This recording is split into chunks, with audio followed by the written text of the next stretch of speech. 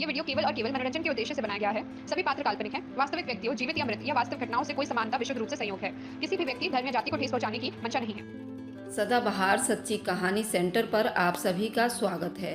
मेरा नाम रुचि है। मेरी उम्र सिर्फ 16 साल की थी जब एक रात मुझे मजबूरी में अपने घर से भागना पड़ा था। और मजबूरी भी ऐसी थी कि भागने के अलावा कोई चारा नहीं था। मैं और मेरी मौसी का खानदान एक ही साथ रहते थे क्योंकि मेरे चाचा से मेरी मौसी का ब्याह हुआ था। हम लोग एक ही घर में रहते थे। मेरा इस दुनिया में मेरे पापा के अलावा कोई नहीं था। मैं बहुत समझदार लड़की थी, इसलिए 16 साल की उम्र में ही मैंने 10वीं पास कर लिया था। मेरे पापा मुझे आगे पढ़ाना चाहते थे, जबकि मेरे चाचा न जाने क्या क्या कहते थे कि इसको पढ़ाने की क्या ज़रूरत है, आप उसको पढ़ाकर डॉक्टर बनाओगे तो सारी दौलत उसको डॉक्टर बनाने में ही लग जाएगी। लेकिन मेरे पापा कहते थे, मेरी एक ही तो बेटी है, मैं उस पर अपनी सारी दौलत लुटा दूंगा। दरअसल सारी दौलत थी तो मेरे पापा की ही, चाचा तो बस उन्होंने घर में रखा हुआ था। पर एक दिन अचानक मेरे पापा की बहुत तबीयत खराब हो गई।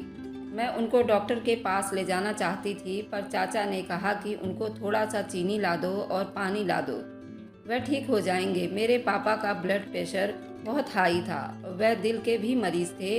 नमक और चीनी उनके लिए जहर का काम कर दिया और वे इस दुनिया से चले गए क्योंकि उनको हार्ट अटैक आ गया। मैं कहती रही कि पहले चेक कर लें, इसके बाद कोई टोटका करें। लेकिन मेरे चाचा ने कहा, थोड़ा सा पढ़कर आई है, अभी से डॉक्टर थोड़ी ना बन गई है। मुझे यकीन था उन्होंने ये जानबूझकर किया है। मेरे पापा इस दुनिया से जा चुके थे और 10 दिन बाद ही उन लोगों ने मेरी शादी अपने दोस्त के बेटे के साथ करवाने की बात कर रहे थे, जो कि वह लड़का नशा करता था, किसी लड़की को पसंद करता था जो उसको मिली नहीं। उसने नशा करना शुरू कर दिया। जब मैंने मना किया तो उन सब ने मिलकर मुझे बहुत मारा और कहा कि शादी नहीं करेगी तो इस घर में नौकरानी बनकर रहेगी। उन लोगों ने मुझ पर 15 दिन में इतने जुल्म कर दिए थे जिसके बारे में मैंने कभी सोचा भी नहीं था। मैं वहाँ से भाग गई क्योंकि वे लोग ज़बरदस्ती मेरे फेरे डलवा रहे थे। उन्होंने कहा कि अंगूठा लगवा लेंगे, इससे और कौन सी बड़ी बात है। इसलिए मैं एक रात मौका देखकर वहाँ से भाग गई और भागते भागते न जाने कहाँ जा रही थी, मैं नहीं जानती थी। आंखों में आंसू थे और जहाँ तक रास्ता जा रहा था, जब एक गाड़ी से टकरा गई, लेकिन गाड़ी वाले ने सही वक्त पर गाड़ी रोक ली थी। मुझे ज़्यादा चोट नहीं लगी। एक औरत खड़ी थी जो बहुत ही ज़्यादा खूबसूरत थी और चमकीले कपड़े पहने हुए थी। ऐसा लगता है कोई और देश से है। मैंने उठने लगी तो उसने कहा कि उठो नहीं, तुम्हें थोड़ी बहुत चोटें लगी हैं, तुम्हें आराम करना चाहिए। मैंने कहा, आप कौन? तो उसने कहा कि मेरी गाड़ी से ही तुम टकराई थी, लेकिन मैं तुम्हें उठाकर अपने घर ले आई हूँ। उसने पूछा कि तुम आधी रात को सड़क पर क्या कर रही थी? मैंने उसको सारी कहानी सुनाई तो उसके आंखों में आंसू आ गए। कहा कि मजबूर और बेसहारा लोगों के लिए मेरा दिल बहुत धड़कता है और ऐसे लोगों के लिए मेरे घर के दरवाजे हमेशा खुले रहते हैं। तुम इस घर में ही रहोगी, बदले में बेशक तुम उस घर के थोड़े बहुत काम कर देना, जैसे ही खाना पकाना। इस तरह तुम्हें भी कोई समस्या नहीं होगा। मेरे लिए तो वह औरत मेरे सारे समस्याओं का हल बन गई थी। मैंने फौरन हाँ कर दिया। मैं 2 दिन में ठीक हो गई और उठकर किचन में गई खाना बनाने के लिए, तो मैंने देखा कि वह घर तो नौकरों से भरा हुआ था। किचन में एक खाना बनाने वाली पहले से ही थी जिसका एक टांग नहीं था और टेबल पर बैठी हुई थी, सब्जी वगैरह बनाया करती थी। उम्र में काफ़ी बड़ी थी। उसने मेरे सर पर हाथ रखा, मुझे बेटी कहा। बाहर चौकीदार भी था जो काफ़ी उम्र का था, वो अभी तक काम कर रहा था। इसी तरह माली था जो बाहर लगे हुए पौधों का ख्याल रख रहा था।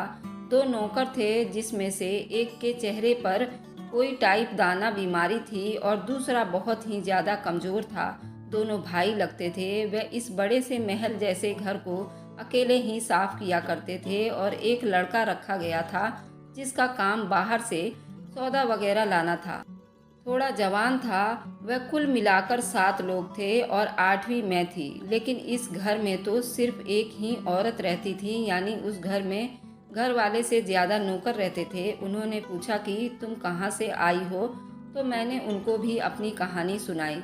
फिर आखिर में ये कहा कि मालकिन बहुत अच्छी है। उन्होंने मुझे अपने घर में पनाह दी। इस बात पर वे चुप हो गए। किसी ने भी ये नहीं कहा कि हाँ वह अच्छी हैं, जबकि उनको देखकर ऐसा लगता था कि उनको और कहीं भी काम मिलने वाला नहीं था। फिर भी तो इस घर में काम कर रहे थे, लेकिन उनकी जुबान से मालकिन के लिए एक भी अच्छा शब्द नहीं निकला था। 1-2 हफ्ते में ही ये बात समझ में आ गई थी कि वे अपनी मालकिन से नफरत करते थे। जैसे कि वह खाना बनाने वाली बेचारी, उसकी तो एक टांग भी नहीं थी, तो फिर उसको काम कहाँ मिलना था। इसी तरह वह चौकीदार भी इतना बूढ़ा हो गया था, वह किसी चोर को आने से कैसे रोक सकता था कि चौकीदारी कर रहा था। फिर भी मालकिन ने उसको काम पर रखा हुआ था, और सफाई करने वाले नौकर जो आपस में भाई थे, उसमें से तो एक को इतनी सख्त बीमारी थी और दूसरा बहुत ज़्यादा कमज़ोर था। उन दोनों भाइयों के हालत बहुत बुरे थे। सिर्फ एक वह सामान लाने वाला लड़का ही थोड़ा बहुत ठीक था, लेकिन उसके बारे में जब पता चला कि उसके दिल में भी सुराख है।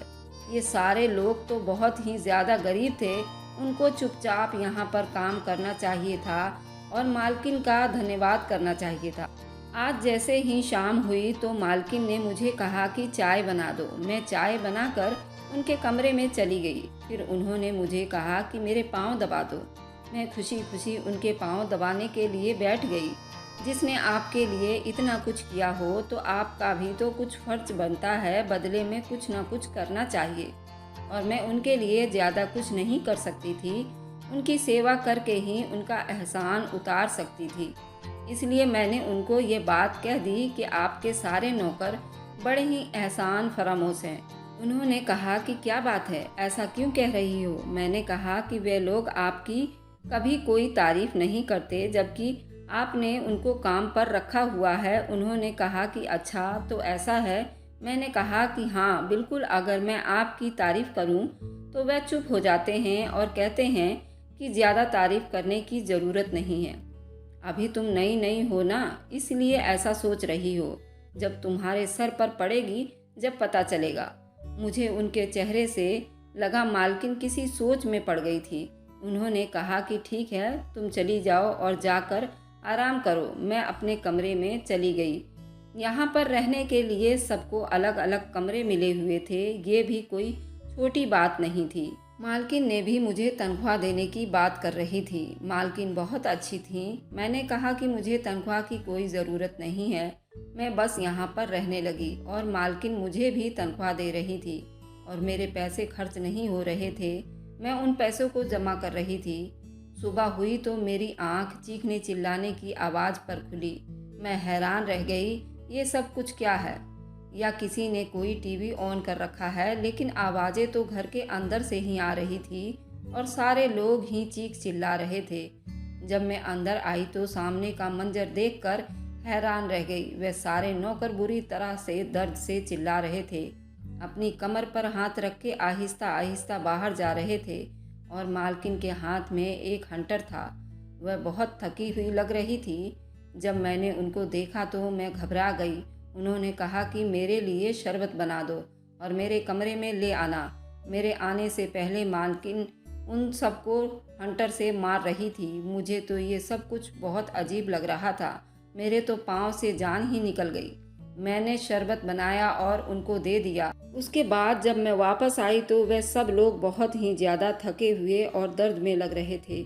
मैंने पूछा कि क्या हुआ तुम लोगों के साथ? तो उन लोगों में से कोई भी जवाब नहीं दे रहा था। जब बूढ़ी नौकरानी, जिसकी एक टांग नहीं थी, वह मुझ पर चीख उठी। उसने कहा कि वही हुआ है हमारे साथ जो पहले होता आ रहा है, लेकिन इस दफ़ा तो तुम्हारी वजह से सब कुछ हुआ है। तुमने ही मालकिन से हमारी शिकायत लगाई थी ना, और वह हमें मारते हुए वही कह रही थी कि अच्छा मैं बड़ी जालिम हूँ, मैंने कभी तो तुम लोगों का ख्याल नहीं रखा। उसने कहा कि तुम भी बचकर रहना, जिस दिन तुम्हारे से कोई गलती हो गई तो तुम्हारे साथ भी यही करेगी, ये बात याद रखना। इस घर में गलती की कोई माफ़ी नहीं है। मैं हैरान रह गई। वे लोग पहले तो मुझसे थोड़ी बहुत बात कर लेते थे, लेकिन अब तो मेरी तरफ देख भी नहीं रहे थे। मेरी आंखों में आंसू आ गए। मेरी वजह से उन सब के साथ सब कुछ हुआ था और मैं हैरान इस बात पर थी कि मालकिन ने उनको इतनी बुरी तरह मारा, बिना ये सोचे कि उनमें से कोई बीमार था, कोई कमज़ोर था, कोई बहुत ज़्यादा ही उम्र का था। मैंने दोपहर का खाना भी नहीं खाया, मैं बाहर जाकर बैठ गई। जब माली बाबा वहाँ पर आए, उनको भी मार पड़ी थी, लेकिन वे मेरे पास आकर बैठ गए और उन्होंने कहा कि बेटी, तुम्हारी गलती नहीं है, तुम्हें पता नहीं था, लेकिन ये औरत बहुत ही ज़्यादा जालिम है। दरअसल मैं इस खानदान का सबसे पुराना नौकर हूँ। मालकिन की शादी एक बहुत ही जालिम इंसान से हुई थी जो इसी तरह उनको मारता था। इस वक्त उनकी उम्र बहुत कम थी, शायद तुम्हारी जितनी थी। उनको उस वक्त भी बहुत गुस्सा आता था, लेकिन उनके सामने जो मर्द था वह बहुत ही ज़्यादा गुस्से वाला था और उनकी टक्कर का था। एक दिन तो उसने उनको इतना मारा कि उनका प्रेगनेंसी भी खराब हो गया था। उसके बाद अचानक से ही वह आदमी बहुत बीमार रहने लगा और 1 महीने के अंदर ही दुनिया से चला गया। जबकि कोई बुरा इंसान नहीं था, 30 साल का एकदम जवान आदमी था, उसको कोई बीमारी नहीं थी, लेकिन इस दुनिया से चला गया। वह अपनी पत्नी के लिए बहुत ज़्यादा दौलत छोड़ गया। उन्होंने दोबारा किसी से शादी नहीं की, लेकिन ये भी बहुत ज़्यादा जालिम बन गई थी। और तुम्हें पता है, इस घर को संभालने के लिए ये अच्छे से अच्छे नौकर रख सकती थी, जवान, खूबसूरत और पढ़े लिखे भी, लेकिन ये गरीब और मजबूर लोगों को ही लेकर आती है जो बहुत ज़्यादा गरीब होते हैं। अपने लिए वह कुछ कर नहीं सकते और उनको ऐसे नौकर की बहुत ज़रूरत होती है। मैं सोचने लगी, मुझे भी तो इसी तरह उठाकर लाई थी। मैं भी कहीं जा नहीं सकती, मेरे पास भी घर नहीं था। मैंने कहा कि माली बाबा, मैं क्या करूं, मेरे पास तो जाने का कोई रास्ता भी नहीं है। उन्होंने कहा कि तुम उनके सामने किसी की कोई बात नहीं किया करो और कोशिश करो कि तुमसे कोई गलती ना हो, तो सारा कुछ ठीक ही रहेगा। लेकिन कभी कभी मालकिन को पता नहीं क्या हो जाता है कि वह बिना वजह भी बहुत गुस्से में लगती हैं। उनको गरीब लोगों से बहुत नफरत है, उनके अंदर बहुत घमंड है। वह पता नहीं कैसे ऐसे इंसान बन गई हैं, लेकिन अब वह कोई अच्छी इंसान नहीं है। अब तुम ये बातें उनको मत बताना, पहले ही तुम्हारी वजह से हम सबको बहुत मुश्किल उठानी पड़ी है। मैंने कहा कि मेरी बला से वह मर जाए, कितनी जालिम औरत है, ऐसी कोई बात उनके सामने नहीं करूँगी, अपनी जुबान एकदम बंद रखूँगी। ये तो वही बात हो गई कि मैं एक नर्क से निकलकर दूसरे नर्क में चली आई हूँ। मैं यहाँ से जा नहीं सकती। मेरी एक बुआ थी जो कि इलाहाबाद में रहती थी, मेरे लिए आसान नहीं था, लेकिन वहाँ पर इतनी मुसीबत तो इंसान थोड़ी बहुत मुश्किल उठा ही लेता। मैं इलाहाबाद जा सकती थी, वह कोई अच्छी बुआ नहीं थी, उन्होंने कभी हमारी खैर खबर नहीं ली थी, आगे पीछे कभी हाल चाल भी नहीं लिया, मुझे कभी त्यौहार पर भी कोई फ़ोन नहीं किया। मेरे साथ भी यही समस्या थी। अगर मैं उनके पास जाती और कहती सहारा दो, तो वह मुझे अपने घर में तो रख लेती, कम से कम 2 वक्त की रोटी तो देती। आखिर में उनकी भाई की बेटी थी और उनके घर में कोई मर्द नहीं था, उनकी अपनी 4 बेटियां थी। शायद वहाँ पर मैं ऐसे डरी हुई तो नहीं रहती, लेकिन माली बाबा ने मुझे ऐसी बात बताई कि मैं हैरान रह गई। उन्होंने कहा कि इस घर में लोग आते अपनी मर्जी से हैं, पर जा नहीं सकते। तुम जाने की बात करोगी तो तुमसे वजह मांगी जाएगी। तुम क्या वजह बताओगी कि यहाँ से जाने की कोई वजह नहीं है, हमें यहाँ रहने के लिए छत मिली हुई है, अच्छा खाना मिलता है, तनख्वाह भी बाकी जगहों से 4-5 हज़ार रुपये ज़्यादा मिलती है। क्या कहोगी अगर तुम कहोगी कि आपके नौकर की वजह से जा रही हूँ, तो वह और जुल्म करेगी। मैंने कहा कि इसका मतलब मैं यहाँ पर फंस गई हूँ, क्या मुझे यहाँ से भागना पड़ेगा? माली बाबा ने कहा कि भाग जाना कोई हल नहीं होता, तुम चुपचाप यहाँ पर रहो, किसी से ज़्यादा बात मत करो, जैसे बाकी रहते हैं रहो। मैं भी बाकियों की तरह रहने लगी थी, बस सर झुकाकर अपना काम करती रहती थी। अब मुझे पता चल गया था कि वह लोग ज़्यादा बात क्यों नहीं करते थे। लेकिन आप मुसीबत के पास रह रहे हो और सोचो कि आप पर मुसीबत नहीं आएगी, ऐसा नहीं होता। मुझ पर भी एक मुसीबत आने वाली थी और बहुत जल्द आने वाली थी, बस मुझे इसके बारे में पता नहीं था। लेकिन जिस दिन गलती हुई उस दिन मेरा काम भी तमाम हो जाना था। वह दिन मेरी ज़िंदगी का सबसे बुरा दिन था, क्योंकि उस दिन मालकिन हॉल में बैठी थी और मैं डस्टिंग कर रही थी। उनको देखकर अब न जाने क्यों डर लगने लगा था। मैं बहुत डरने लगी थी, ये सोच कर कि कहीं मुझसे कोई गलती ना हो जाए तो मेरा भी वही हाल होगा। मेरे हाथ पाँव कांपना शुरू हो जाते थे। आखिर मेरी उम्र ही कितनी थी, अब तो कहीं ना कहीं ये भी सोचने लगी थी कि मुझे यहाँ नहीं आना चाहिए था। पर इंसान का पता नहीं चलता वह कैसा है, और वह मुझसे पहचानने में गलती हो गई थी। जैसा कि माली बाबा ने कहा था, मैं यहाँ से अपनी मर्जी से नहीं जा सकती थी, और अगर भाग गई तो उसमें भी खतरा था, क्योंकि अगर मैं पकड़ी जाती तो फिर मेरे साथ बहुत बुरा होना था। मैं यही सब कुछ सोच रही थी कि मेरे हाथ से एक गमला छूट गया, जो शायद बहुत ही ज़्यादा महंगा था। मुझे तो ऐसा लगा कि जैसे मेरे हाथ से कोई बम गिर गया हो और मैं उसके साथ मर जाऊंगी। मालकिन ने फौरन मेरी तरफ देखा तो एक पल चुप रही। मुझे उम्मीद थी कि वह कह देगी, चलो कोई बात नहीं, क्योंकि वह मेरी पहली गलती थी। लेकिन वह मेरी तरफ बढ़ी और मुझे पागलों की तरह मारने लगी और चिल्लाने लगी कि 2 टके की लड़की, तेरी इतनी जुर्रत कि तूने मेरे घर में नुकसान करना शुरू कर दिया। मैं तुझे नहीं छोड़ूंगी। और मेरे साथ भी वह हुआ जो घर के बाकी नौकरों के साथ होता था। मुझे ऐसा लग रहा था कि किसी बुरे सपने में पड़ गई हूँ और वह टूट गया तो मेरी हालत बहुत बुरी थी। मेरी बुरी तरह रोने लगी और मैंने आसमान की तरफ देखा कि मेरे साथ ये सब कुछ क्यों हो गया था। उससे अच्छा तो मैं अपने चाचा के दोस्त के लड़के से शादी कर लेती। कम से कम मेरे साथ इतना बुरा सलूक तो नहीं होता। सब नौकरों को मुझसे हमदर्दी हो रही थी, क्योंकि जो उनके साथ हुआ था वह मेरे साथ भी हो गया था। मैं बहुत ज़्यादा तकलीफ़ में थी, लेकिन अगले ही दिन मालकिन का हुक्म था कि मैं ही खाना बनाऊं, क्योंकि मैं बहुत अच्छा खाना बनाया करती थी। उनको मेरे हालत की कोई परवाह नहीं थी। मैं हैरान थी कि ये वही औरत है जो उस दिन मुझे इतनी हमदर्दी जता रही थी और मुझे कह रही थी कि तुम मेरे साथ चलो, सब कुछ ठीक हो जाएगा। हम लोग यहाँ फंस चुके थे, यहाँ से निकल नहीं सकते थे। सब लोग यहाँ से निकलना चाहते थे, लेकिन यहाँ से निकलने का ये मतलब नहीं था कि हमें कोई काम भी नहीं मिलता और हमारे सर पर से छत भी नहीं रहती। इसलिए हम लोग यहाँ के बन के रह गए थे। लेकिन क्या हम सारी ज़िंदगी इस औरत का अत्याचार बर्दाश्त करते रहते और हमारे साथ ही सब कुछ होता रहता? हमें उसकी अकल ठिकाने लगाने की ज़रूरत थी, लेकिन ये कोई आसान काम नहीं था, क्योंकि मेरी तरह बाकी सब भी इससे बहुत ज़्यादा डरते थे। और अब मैं तो सब देख चुकी थी। एक दिन तो हद हो गई। घर में उससे मिलने के लिए कोई आदमी आया और उसे मुझे उस आदमी के सामने कर दिया। वह मुझे कमरे में छोड़कर खुद बाहर चली गई और उस आदमी को कहा कि वह जो मर्जी कर सकता है। लेकिन उस आदमी को भगवान का डर सताने लगा, क्योंकि मैं उसके कदमों में बैठकर उनसे कहा कि मुझे छोड़ दो, मैं किसी की बेटी हूँ। मेरा बाप बहुत शरीफ इंसान था, उन्होंने आज तक किसी के साथ बुरा नहीं किया। तभी तो उसको भगवान का डर सता गया और उसने कहा कि ठीक है, वैसे भी वह औरत के बारे में जानता उसने था। कहा कि तुमसे अगर पूछे तो कह देना, जो वह चाहता था वह हो गया है, नहीं तो तुम्हें बाद में और भी ज़्यादा तंग करेगी। मैंने कहा कि हमारी मदद क्यों नहीं करते?